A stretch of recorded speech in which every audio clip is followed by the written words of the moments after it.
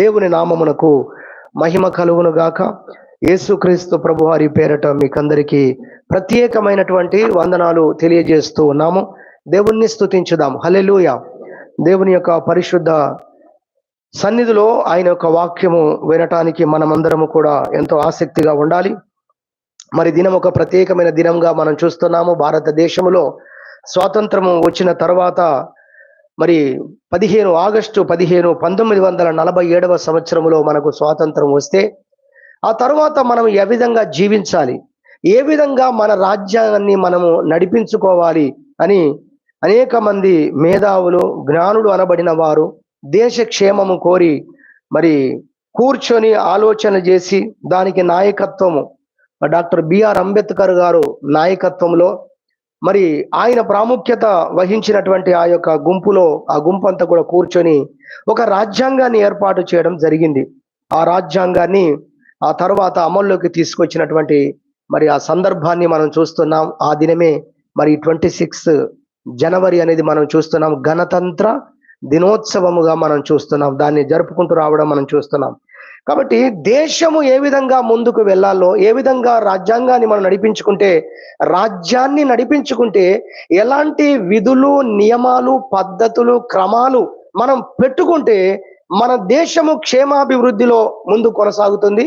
మనందరము కులమత భేదము లేకుండా అన్ని వర్గాల వారు సంతోషంగా ఉండగలరని ఆలోచన చేసి ఏర్పాటు చేసిందే రాజ్యాంగము అనేది మనము చూస్తూ ఉన్నాం. అయితే మనము నిజంగా దాన్ని బట్టి కూడా దేవుణ్ణి స్తుతించాలి.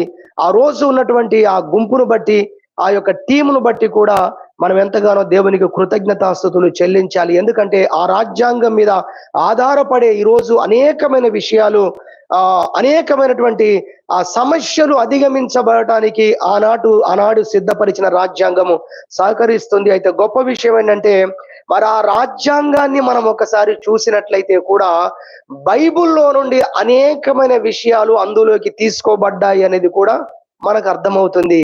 ఇది ఎవరు కాదనలేని సత్యం. దేవునికి స్తోత్రం చెప్పుదాం. ఇప్పుడు అవన్నీ మనం జ్ఞాపకం చేసుకోవడానికి మనకు సమయం లేదు, కానీ డాక్టర్ బిఆర్ అంబేద్కర్ గారు కూడా దేవుని యొక్క పరిశుద్ధ గ్రంథాన్ని చదివిన వ్యక్తియే. నేను యేసుక్రీస్తును నమ్ముకుంటే మీకు అభ్యంతరం ఏంటని ప్రజలందరి ముందు కూడా నిలబడ్డ వ్యక్తియే. అప్పుడున్న వారందరూ కూడా మరి ఆయనను వ్యతిరేకించినటువంటి వారు కూడా ఉన్నారు. అందుకే బహిరంగంగా ఆయన యేసుక్రీస్తును మరి అంగీకరించి బైబిల్ను నమ్మే వ్యక్తిగా ఆయన బహిరంగంగా ఉండలేక దానికి అనుసంధానముగా సిమిలర్గా ఉన్నటువంటి మరి ఆ యొక్క మత విశ్వాసాలను ఆయన ముందు పెట్టుకొని ముందు కొనసాగాడు. కనుక ఆ రాజ్యాంగాన్ని పరిశీలించినప్పుడు కూడా అనేకమైన విషయాలు బైబిల్ నుండి తీసుకోబడ్డాయి అనే విషయాన్ని మనము గ్రహించగలము. ఆ విషయాలను అంబేద్కర్ గారు చెప్పిన మాటలో కూడా మనకు కనబడతాయి. ఆయన బైబిల్ను విశ్వసించాడు అనే విషయం కూడా చరిత్రలో మనకు ఆ విషయాలను కూడా కనబడతాయి. అయితే ఆ విషయాలను బట్టి మనము ఆ విషయాలు చెప్పుకోవడానికి లేము, కానీ అంత గొప్పది దేవుని యొక్క వాక్యము అన్న విషయాన్ని చెప్పడానికి గుర్తు చేస్తున్నాము. హల్లెలూయా. దేవుని యొక్క పరిశుద్ధమైన గ్రంథము అంత గొప్పది. ఈ దేవుని గ్రంథమును బట్టి, అందులో రాయబడ్డ విషయాలను బట్టి ప్రపంచమంతా కూడా దాన్ని ఫాలో అవట ద్వారానే మరి ప్రపంచంలో ఉన్నటువంటి ప్రతి పరిస్థితి కూడా మెరుగుపడుతుంది, బాగుపడుతుంది అన్న విషయాన్ని జ్ఞాపకం చేస్తున్నాం. అమెరికా దేశంలో మొట్టమొదటి ప్రెసిడెంట్ గా అయినటువంటి వ్యక్తి, ప్రెసిడెంట్ ఏం చెప్పాడో తెలుసా? బైబుల్ లేకుండా ఈ అమెరికా దేశాన్ని మేము పరిపాలించలేము అని చెప్పాడు. దేవునికి మహిమ కలుగును గాక. హల్లెలూయా. అది ఎరిగిన వారు, గుర్తించిన వారు ఆ మాటలు పలికారు. అజ్ఞానులు, వాక్యపు విలువ తెలియనటువంటి వారు బైబిల్కు వ్యతిరేకంగా నడిచారు, బైబిల్ను పక్కకు పెట్టారు, సింహాసనాలను కోల్పోయారు, రాజ్యాలను కోల్పోయారు, అనేక నష్టాలు పొందారు. కానీ బైబిల్ను హానర్ చేసిన వ్యక్తులు, వారి సింహాసనం నిలబడ్డది. వారు పరిపాలన ప్రపంచానికి, దేశానికి అందించగలిగారు, ప్రజలకు క్షేమమును అందించగలిగారు అన్న విషయాన్ని కూడా ఈ సమయంలో జ్ఞాపకం చేస్తున్నాం. అయితే ఒక విషయాన్ని మనము తెలుసుకోవాలి. దాని కొరకే ఈ రోజు ఈ సమయాన్ని దేవుడు మనకు అనుగ్రహించాడు. ఈ ఆరాధన వర్తమానంలో మనం తెలుసుకోవాల్సిన గొప్ప విషయం అదేంటంటే, రాజ్యాంగము లేదా మరి ఈ యొక్క రాజ్యము నడవటము కొరకైనటువంటి ఒక ఈ లోకములో మనం పాటించవలసినటువంటి విధులు, నియమాలు మేధావులు రాసినవి రాజ్యాంగములో ఉన్నట్టే దేవుని యొక్క రాజ్యములో మనము ప్రవేశించాలన్నా, అక్కడ మనము నివాసము చేయాలన్నా దేవుడు మనకు కూడా ఒక రాజ్యాంగాన్ని ఇచ్చాడు. హల్లెలూయా. అర్థం కావడానికి ఆ మాట ఉపయోగిస్తున్నాం. అనగా మనకు దేవుడు పరలోక సంబంధమైన నీతి విధులను ఇచ్చాడు, నియమాలను దేవుడిచ్చాడు. భూలోకములో జీవించుట కొరకు కొన్ని నియమాలు, నీతి విధులు, ఓ రాజ్యాంగము, సెక్షన్స్ మనకు కనబడుతున్నాయి. మరి పరలోక రాజ్యమును మనం చేరాలంటే, పరలోక రాజ్యములో మనము హక్కుదారులంగా, పౌరులంగా జీవించడానికి పరసంబంధమైనటువంటి నీతి విధులు మనం నడుచుకోవలసినవి దేవుడు మనకి ఇచ్చాడు అన్న విషయం ఈ ప్రపంచమంతా గుర్తించాలి. హల్లెలూయా. మనము వాటిని జ్ఞాపకం చేసుకుంటున్నాం. మనం వాటిని బట్టి దేవుణ్ణి స్తుతించడానికి ఈ వాక్య భాగాన్ని మనం వినబోతున్నాం. ద్వితీయోపదేశ కాండం 4వ అధ్యాయం 8వ వచనంలో ఉన్నటువంటి మాటలు మనం చదువుకుందాం. ద్వితీయోపదేశ కాండము 4వ అధ్యాయము 8వ వచనం మనం చదువుకుందాం. దేవుని పరిశుద్ధ గ్రంథంలో 6 నుంచి చదువుతున్నాం. చూడండి. ఈ కట్టడలన్నింటినీ మీరు గైకొని అనుసరింపవలెను, దాన్ని గూర్చి విను జనముల దృష్టికి అదే మీకు జ్ఞానము, అదే మీకు వివేకము. వారు చూచి నిశ్చయముగా ఈ గొప్ప జనము జ్ఞాన వివేచనలు గల జనమని చెప్పుకొందురు. 4వ అధ్యాయం 6వ వచనంలో మనము చూస్తున్నాము, ఈ కట్టడలన్నింటినీ మీరు గైకొని అనుసరింపవలెను. దేవుడు వారికి కట్టడలను ఇస్తూ ఆయన చెబుతున్న మాట ఏంటంటే, వీటిని మీరు వినాలి, వీటిని మీరు గైకొని అనుసరించాలి అనేటువంటి మాటను ప్రభు చెప్తున్నాడు. కాబట్టి మొట్టమొదటిగా మనం గ్రహించవలసిన మాట ఏంటంటే, దేవుడు పరసంబంధమైనటువంటి విధులను, నీతి మరి నియమాలను మనకు ఇచ్చాడు అన్న విషయాన్ని ఫస్ట్ మనం మొట్టమొదటిగా మనం గుర్తించాలి. హల్లెలూయా. మనం ఎలా పడితే అలా నడవడానికి వీలు లేదు. మనము ఎలా నడుచుకోవాలో దేవుడు మనకు విధులను మనకు దేవుడు ఇచ్చాడు అన్న విషయాన్ని మొట్టమొదటిగా మనం గుర్తించాలి అన్న విషయాన్ని జ్ఞాపకం చేస్తున్నాం. ఎందుకొరకు ఇచ్చాడు తెలుసుకోవటం కొరకు కాదు, వాటిని విని మనము గైకొనట కొరకు దేవుడు మనకిచ్చాడు. హల్లెలూయా. వాటిని విని వాటి ప్రకారంగా మనము జీవించుట కోసము అది మనకు ఇవ్వబడింది అన్న విషయాన్ని మనము దేవుని యొక్క వాక్యము ద్వారా మనము చూస్తున్నాం. 147వ కీర్తనలో కూడా ఒక వచనం చదువుకుందాం. 19వ చరణం, 147వ కీర్తన 19వ చరణం. ఆయన తన వాక్యము యాకోబునకు తెలియజేసెను, తన కట్టడలను తన న్యాయ విధులను ఇశ్రాయేలునకు తెలియజేసెను. ఏ జనమునకు ఆయన ఇలాగు చేసి ఉండలేదు. ఆయన న్యాయ విధులు వారికి తెలియకయే ఉన్నవి.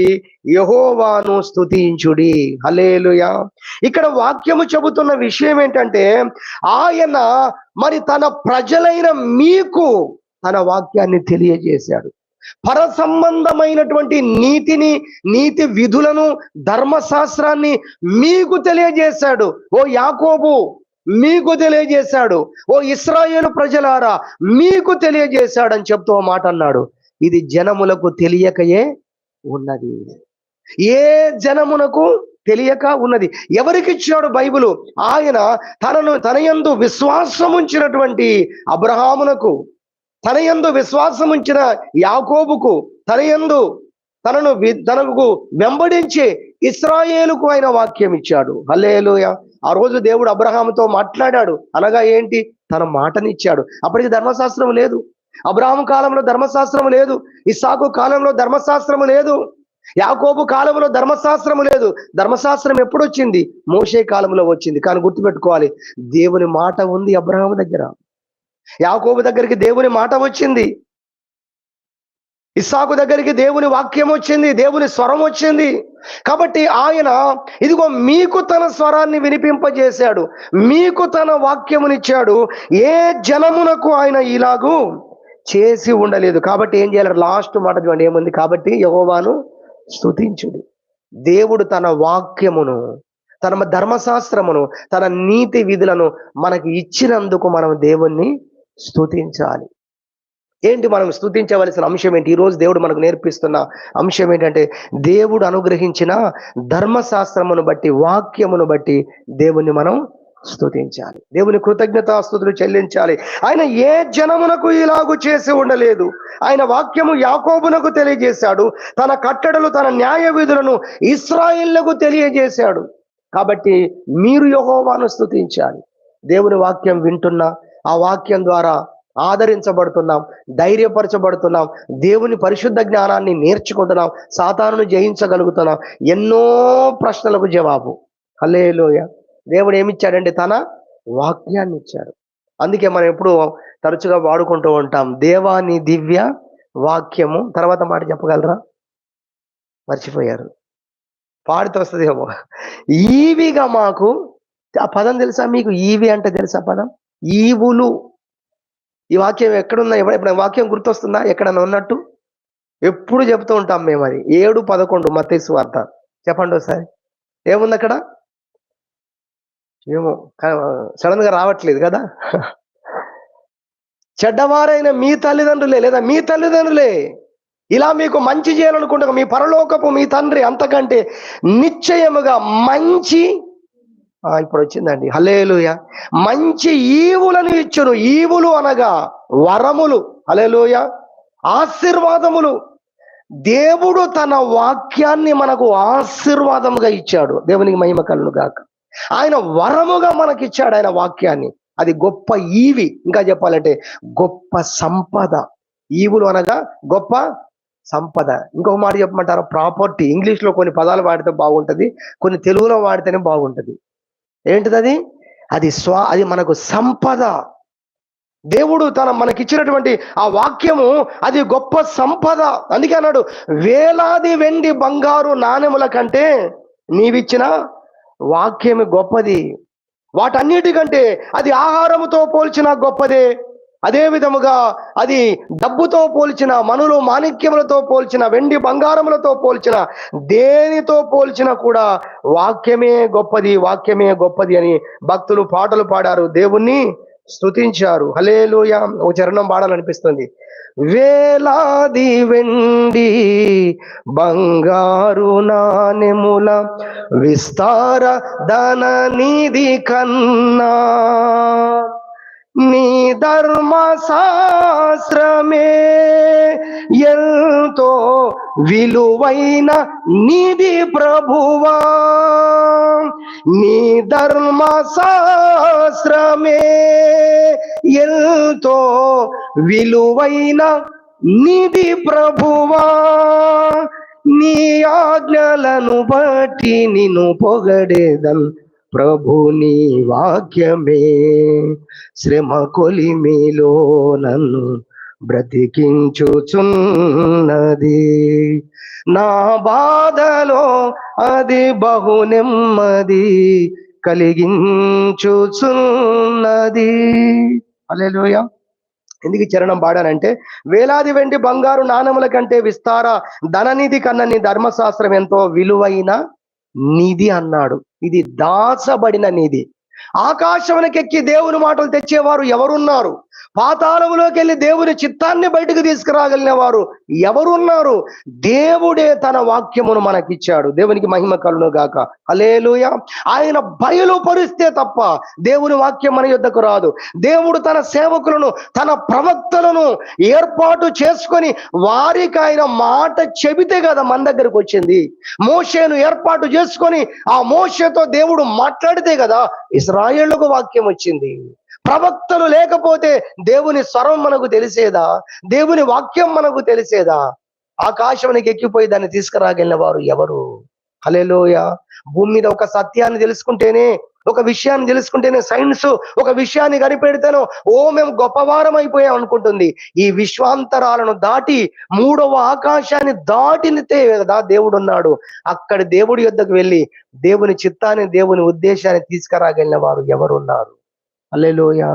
దేవుడు అంత గొప్ప వాక్యాన్ని మనకి ఇచ్చి ఉండగా నిజంగా దేవుని ఎంత మనం స్తుతించాలి. దావీదు భక్తుడు అంటాడు 119వ కీర్తన 164వ చరణం, నేను దినమునకు 7 సార్లు వాక్యాన్ని బట్టి స్తుతిస్తున్నాను అన్నాడు. హల్లెలూయా. ఎన్నిసార్లు స్తుతిస్తున్నాడట? దినమునకు 7 మార్లు దేవుణ్ణి స్తుతిస్తున్నాడు. అంశం ఏంటి? వాక్యం.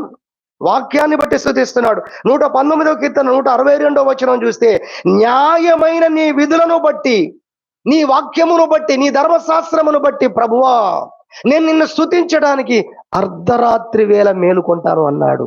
హల్లెలూయా. ఈ వాక్యం లేకపోతే మనకి ఏది తెలిసేది కాదు. భక్తుడు అంటాడు రోమా పత్రికలో, మనకు ఆ మాట మనకు కనబడుతుంది.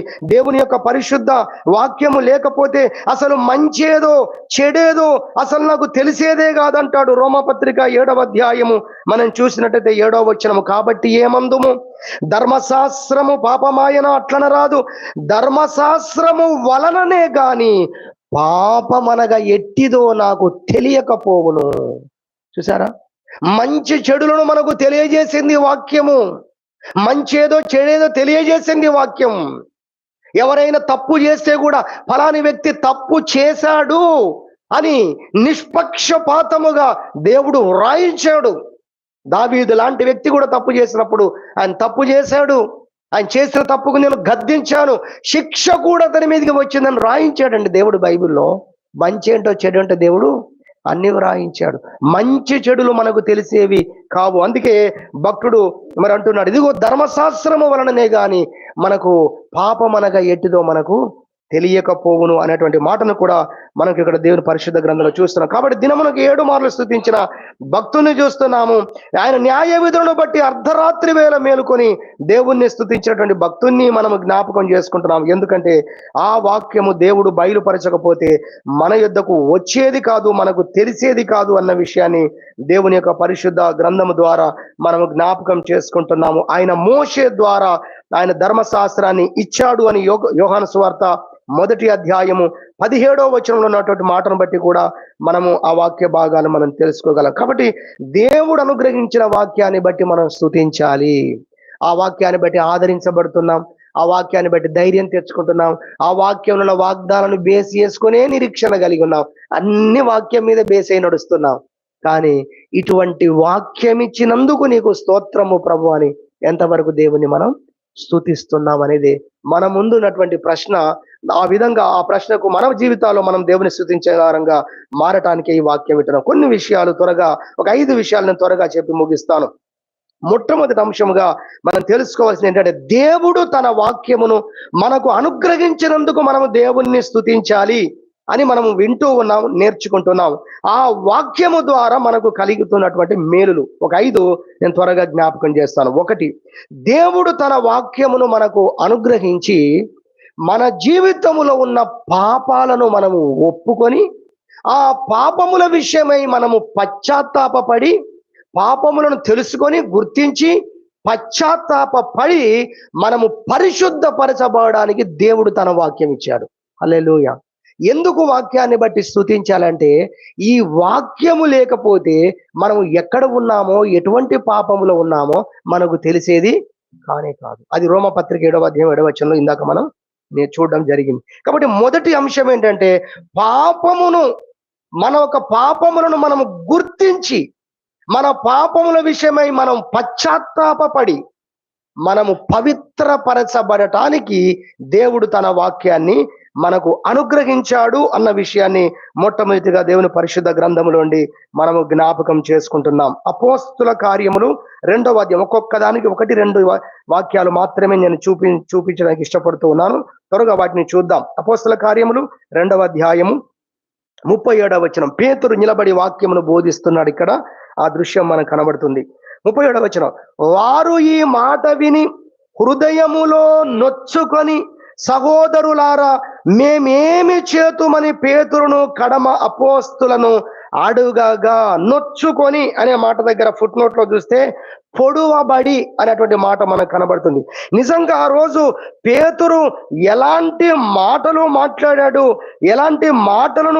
ఎలాంటి దైవ వాక్యమును ఆ రోజు వారికి ప్రకటించాడు అనేది చూస్తే కూడా చాలా పవర్ఫుల్ విషయాలు నిజంగా దేవుని యొక్క పరిశుద్ధ గ్రంథములో వ్రాయబడిన విషయాలు మనం చూడవచ్చు. ఈ యొక్క అపోస్తల కార్యము 2వ అధ్యాయము 17వ వచనము నుండి మరి పేతురు మాట్లాడిన మాటలు మనకు కనబడతాయి. 14లో ఆయన నిలవబడ్డాడు.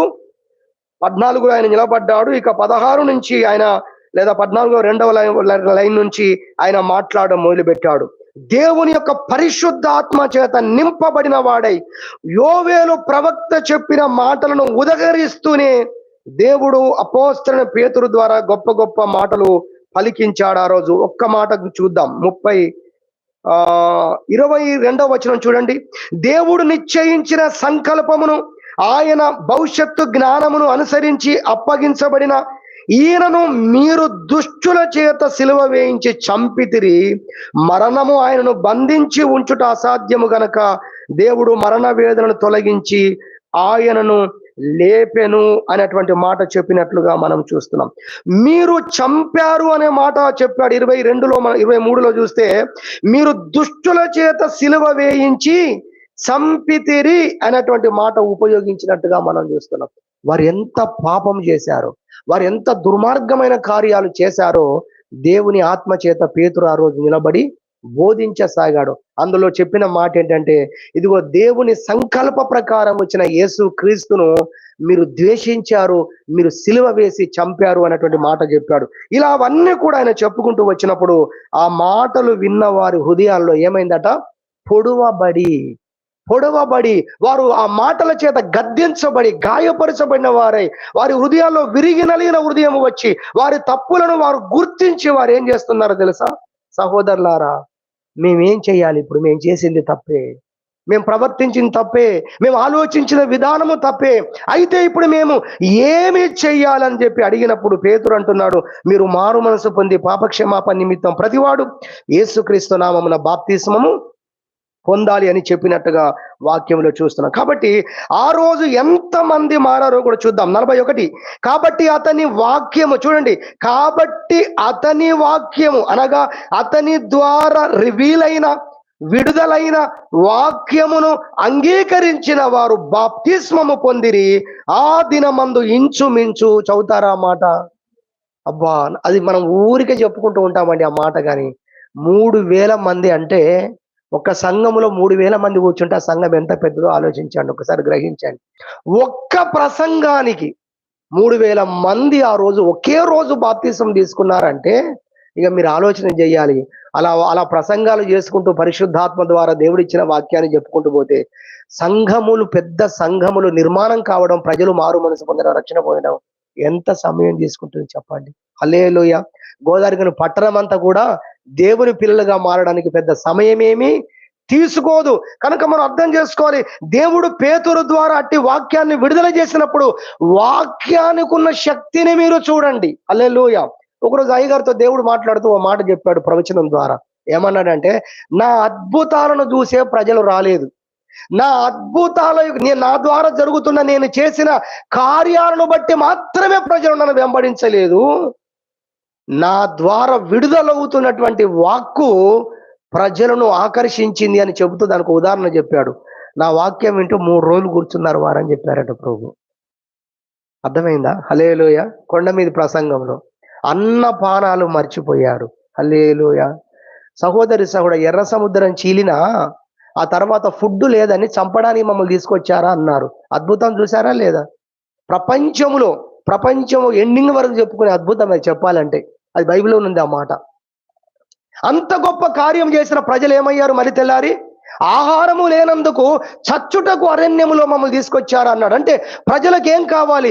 దేవుణ్ణి గూర్చిన పరిశుద్ధ జ్ఞానము కావాలి. హల్లెలూయా.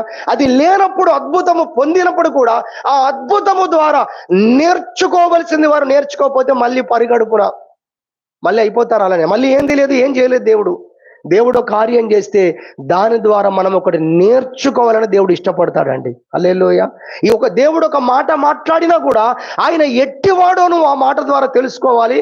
అది నీ జీవితంలో ఒక స్తంభముగా నువ్వు నాటుకోవాలి. ఓహో, దేవుడు ఇలాంటి వాడా? ఓ కార్యం చేసినప్పుడు ఓహో, దేవుడు ఇట్టివాడా? నీకు ఒక గ్రహింపు కలగాలి. అంతేగాని పైననే ఆ దేవుడు అద్భుతం చేశాడు పొందాడు అనుకుంటే నువ్వేం నేర్చుకోకపోతే నువ్వు మళ్ళీ కొత్త వాడివే అయిపోతావు. కాబట్టి మనం గ్రహించాలి, ఆ రోజు వాక్యానికి ఉన్న శక్తి, దేవుని వాక్యానికి ఉన్న శక్తి చూడండి. 3000 మంది తమ పాపమును ఒప్పుకొని వారు మారు మనసు పొంది బాప్తిసం పొందినట్టుగా దేవుని పరిశుద్ధ గ్రంథములో మనకు కనబడుతుంది. కాబట్టి పాపములను ఒప్పింపజేసేది, పాపమును గుర్తింపజేసేది, ఒప్పింపజేసేది దేవుని వాక్యం. అంతేకాదు మనల్ని పరిశుద్ధ పరిచేది దేవుని వాక్యం అని మనము ఈ మొదటి అంశంలో నేర్చుకుంటున్నాం. ఎఫెసీయులకు రాసిన పత్రిక 5వ అధ్యాయము 27వ వచనంలో మనం చూసినట్లయితే, 5వ అధ్యాయము 27వ వచనం మనం చూసినట్లయితే దేవుని వాక్యంలో, మరి అటువలే క్రీస్తు కూడా సంఘమును ప్రేమించి అది కలంకమైనను ముడతైనను అట్టిది మరి ఏదైనను లేక పరిశుద్ధమైనది గాను నిర్దోషమైనది గాను మహిమగల సంఘము గాను ఆయన తన ఎదుట దానిని నిలవబెట్టుకొనవలనని. ఈ లైన్ చాలా అద్భుతమైన లైన్ అండి. ఇప్పుడు నేను చదివిన ఈ లైన్ ఏంటది? ఆయన తన ఎదుట నిలవబెట్టుకోవాలని. ఎలా నిలవబెట్టుకోవాలని ఆ మాట చెప్తున్నాడు. కలంకం అనేది ఉండకుండా, ముడత అనేది లేకుండా, పరిశుద్ధమైన నిర్దోషమైన సంఘముగా తన ఎదుట నిలవబెట్టుకోవాలంటే తన ముందు నిలవబడేటువంటి స్థాయి నా బిడ్డలకు రావాలని ఆయన ఏం చేస్తున్నాడంటే వాక్యముతో ఉదక స్నానం చేత మరి దానిని పవిత్రపరిచాడు అంటుంది వాక్యం. హల్లెలూయా. దేవుని ఎదుట నిన్ను నిలవబెట్టగలిగినంత యోగ్యతను తీసుకొచ్చేది దేవుని పరిశుద్ధ వాక్యమే అని ఇక్కడ దేవుని వాక్యం చెప్తుంది. కాబట్టి మొదటి అంశం, మన పాపములను మనం గుర్తించి ఒప్పుకొని మనము పవిత్రపరచబడడానికి, మనము పరిశుద్ధపరచబడడానికి, మన పాపాలను గురించి మనల్ని ఒప్పింపజేయడానికి, మనల్ని పరిశుద్ధపరచడానికి దేవుడు తన వాక్యం ఇచ్చాడు అన్న విషయాన్ని మనం గుర్తించి మన జీవితాల్లో మనం ప్రభుని స్తుతించాలని మొదటిగా మనము దేవుని వాక్యములోంచి వింటున్నాం. రెండవదిగా మనం జ్ఞాపకం చేసుకున్నట్టయితే దేవుడు తన వాక్యమును ఎందుకు ఇచ్చాడు మనకు, దేన్ని బట్టి మనం స్తుతించాలి అంటే రెండవది, దేవుడు తన వాక్యము ద్వారా మన ప్రవర్తనను మార్చుచున్నాడు. హల్లెలూయా. మన యొక్క నడవడిని మారుస్తూ ఉన్నాడు దేవుడు. మన యొక్క తలంపుల తీరును మారుస్తున్నాడు. ఎలా ఆలోచించాలో, ఎలా చూడాలో, ఎలా మాట్లాడాలో, ఏవి వినాలో, ఏవి వినకూడదో, ఏ విధంగా నడుచుకోవాలో అన్నింటినీ దేవుడే మనకు నేర్పిస్తున్నాడు. హల్లెలూయా. కాబట్టి మొదటి విషయముగా పాపములను గుర్తించి పాపముల గురించి మనము పశ్చాత్తాపడి ఒప్పుకొని మనము పరిశుద్ధపరచబడడానికి వాక్యం ఇచ్చాడనేది మొదటిది. అయితే రెండవది, మన ప్రవర్తనను మార్చడానికి దేవుడు తన వాక్యాన్ని మనకి ఇచ్చాడు. మన ప్రవర్తనను మారుస్తూ ఎక్కడికి మన ప్రవర్తనను మార్చడానికి ఆయన వాక్యం ఇచ్చాడు అంటే కూడా ఎఫెసీ పత్రిక 4వ అధ్యాయము 15వ వచనం, సత్యము చెప్పుచు ప్రేమ కలిగి సత్యము చెప్పుచు క్రీస్తు వలె ఉండుటకు ఆయన అన్ని విషయాల్లో మనం ఎదగటానికి తన వాక్యాన్ని ఇచ్చాడు. హల్లెలూయా. అది మనం గుర్తించాలని దేవుని పేట గుర్తు చేస్తున్నాం. ద్వితీయోపదేశకాండం 4వ అధ్యాయం 6వ వచనంలో వాక్యం చెప్తుంది, మీరు ఈ దేవుని వాక్య ప్రకారంగా జీవిస్తే మిమ్మల్ని చూసేవారందరూ అంటారు, వీరు నిజముగా జ్ఞాన వివేచనములు గల జనం అని మీ గురించి చెప్పుకుంటారు.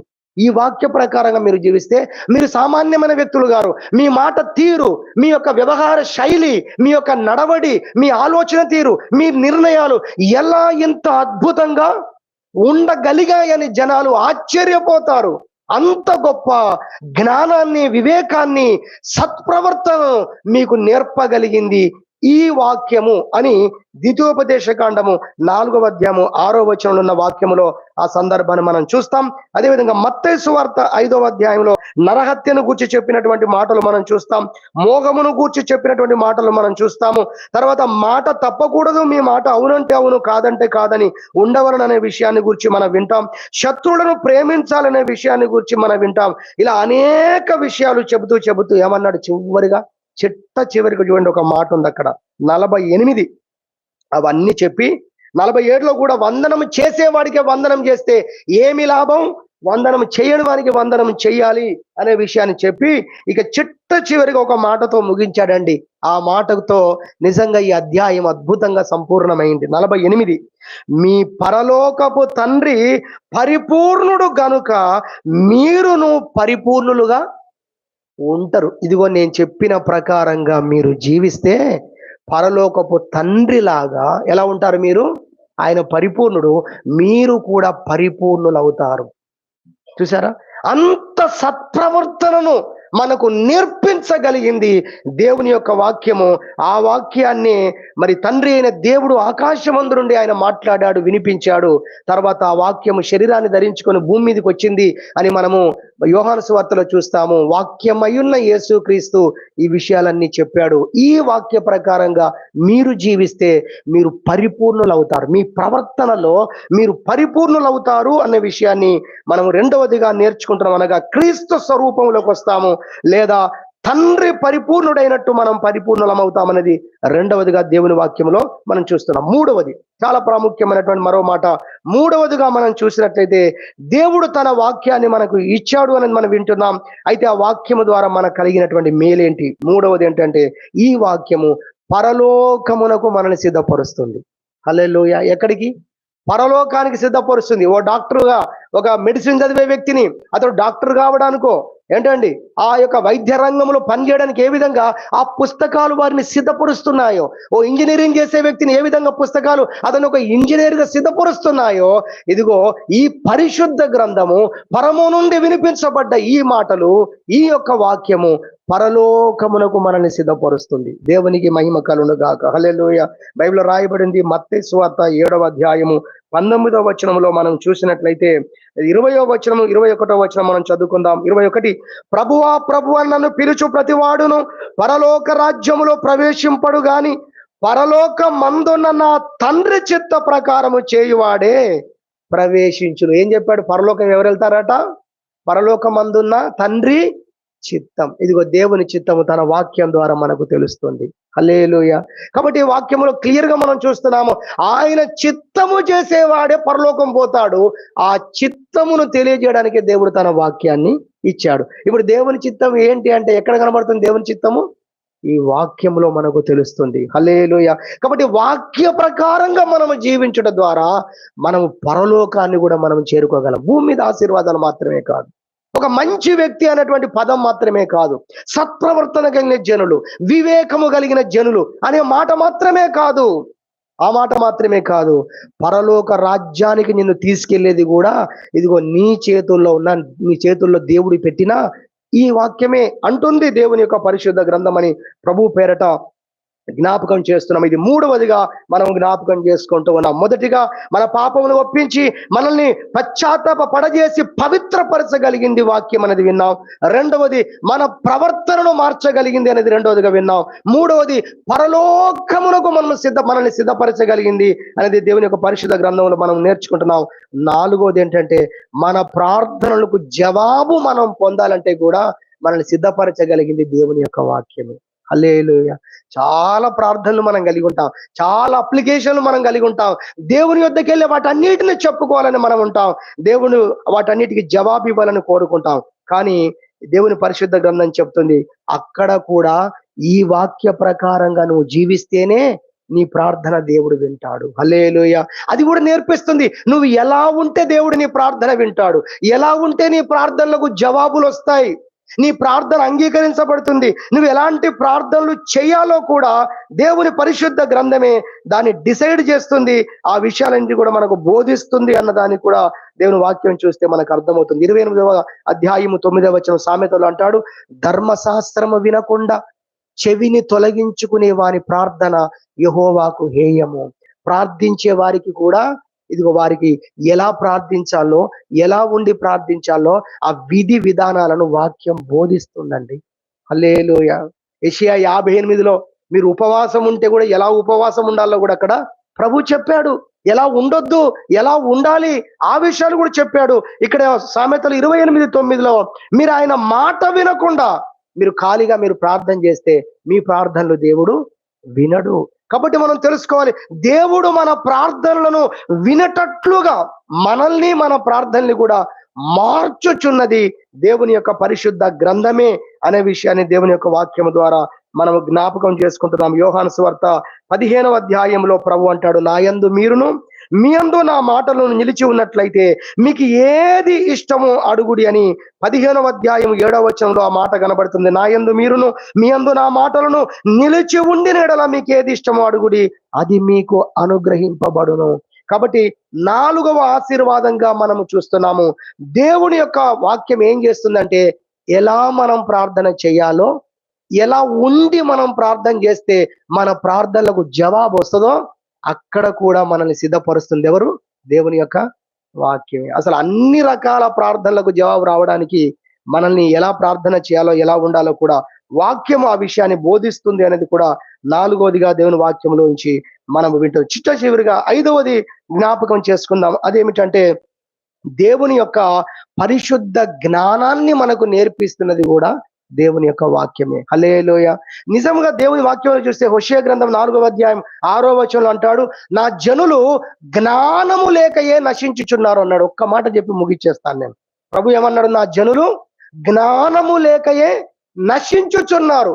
దేవుణ్ణి గూర్చిన జ్ఞానము మనం సంపాదించుకోవాలి. మీరు దేవుని పరిశుద్ధ గ్రంథంలో చూస్తే మత్తయి సువార్త 25వ అధ్యాయంలో 10 మంది కన్యకలు కనబడతారు. ఒక్కటి చెప్పి ముగిస్తాను. 10 మంది కన్యకలు కనబడతారు. కన్యకలు అనగా దాన్ని మనము ఆ సారాంశాన్ని, అక్కడ చెప్పబడ్డ ఉపమానాన్ని మనము అనువదించుకుంటే గనక ఆ యొక్క పెళ్లి కుమారుడు యేసుక్రీస్తుగా మనం తీసుకుంటే, ఎదుర్కొనబోయిన 10 మంది కన్యకలు సంఘముగా మనం తీసుకుంటే 5 మాత్రమే పెళ్లి కుమారునితో పాటు లోపలికి వెళ్ళారు. మిగతా 5 డోర్ అవతలనే ఉన్నారు. కరెక్టా? రైట్. వారు ఎందుచేత డోర్ అవతల ఉన్నారు అనే దానికి ఒక పేరు పెట్టబడింది బైబిల్లో. ఏం పేరు చెప్తారా వాళ్ళు? అంతే. అర్థమవుతుందా మీకు? జ్ఞానము లేనందున వారు ఇలా చేయవలసి ఉండే, వారు అలా చేయవలసి ఉండే, ఇదంతా ఏమంటారు మరి దాన్ని? దేవుణ్ణి గురించిన జ్ఞానం. హల్లెలూయా. సిద్ధలలో నూనె ఉంచుకోవలసి ఉండే, ముందే చూసుకోవలసి ఉండే, దీన్ని ఏమంటారు? జ్ఞానం. హల్లెలూయా. దేవుణ్ణి గురించిన జ్ఞానం. మనం ఎన్ని లోతులు చెప్పినా, ఎన్ని వాక్యాలు తీసినా దాన్ని ఏమంటారు? దేవుణ్ణి గురించిన జ్ఞానం. అందుకే ఒక్క మాటలో దేవుడు చెప్పేశాడు, బుద్ధి గలవారు, బుద్ధి లేనివారు. అసలు ప్రారంభంలోనే చెప్పాడు. అసలు వాళ్ళకి బుద్ధి ఉందా లేదని లాస్ట్ లో తెలిసింది, కానీ ముందే చెప్పాడు. పేర్లు లేవు కాబట్టి ముందే చెప్పాడు, పేర్లు పెట్టలేదు కాబట్టి. వరాలు ఎన్ని ఉన్నా, ఎంత బోధించే వరం ఉన్నా, ఎన్ని అద్భుతాలు చేసేటువంటి వరం ఉన్నప్పటికీ కూడా తండ్రి చిత్తము చేయకపోతే మీరెవరో నాకు తెలియదు అని దేవుడు అంటాడని మనకు నేర్పింది ఇదిగో మన చేతిలో ఉన్న ఈ బైబిలే. దేవునికి మహిమ కలుగుగా. ఇన్ని విషయాలు నేర్పుతున్న ఈ బైబిల్ను బట్టి ప్రతిదినం ఏం చేయాలి? ప్రభువును స్తుతించాలి. ప్రతి సందర్భంలో నువ్వు ఆదరించబడుతున్న సందర్భం, వాగ్దానాలను నువ్వు చేతులోకి తీసుకున్న సందర్భం, నువ్వు నిరీక్షణ కలుగుతున్న సందర్భం, విశ్వాసంలో బలపరచబడుతున్నప్పుడు, వాక్యాన్ని వింటున్నప్పుడు, పరిశుద్ధాత్మ గుర్తు చేస్తున్నప్పుడు, నేనంటాను దినమునకు 7 సార్లు దావీదు స్తుతించాడు. మనకెంతో మోడల్ గా ఉన్నాడు. ఇంత వాక్యాన్ని, ఇన్ని విషయాలు వింటున్న మనం అడుగడుగున దేవుణ్ణి మనం స్తుతించుదాం. హల్లెలూయా. అయ్యా నీ వాక్యము లేకపోతే నేను ఆదరణ కలిగి ఉండేవాడిని కాదు. అయ్యా నీ వాక్యము లేకపోతే ఈ రోజు నాకు ఈ ధైర్యం ఉండేది కాదు. నీ వాక్యము లేకపోతే ప్రభువా నాకు నిరీక్షణ ఉండేది కాదు. నీ వాక్యం లేకపోతే ఇలాంటి పరిస్థితుల్లో నేను ఎలా ఉండాలో నాకు తెలిసేది కాదు ప్రభువా. నీవిచ్చిన వాక్యము కొరకు స్తోత్రమయ్యా అని దేవుణ్ణి స్తుతించే వారంగా ఉండాలని దేవుడు తన వాక్యాన్ని మనకు వినిపిస్తున్నాడు. దేవుడి వాక్యము దీవించును గాక.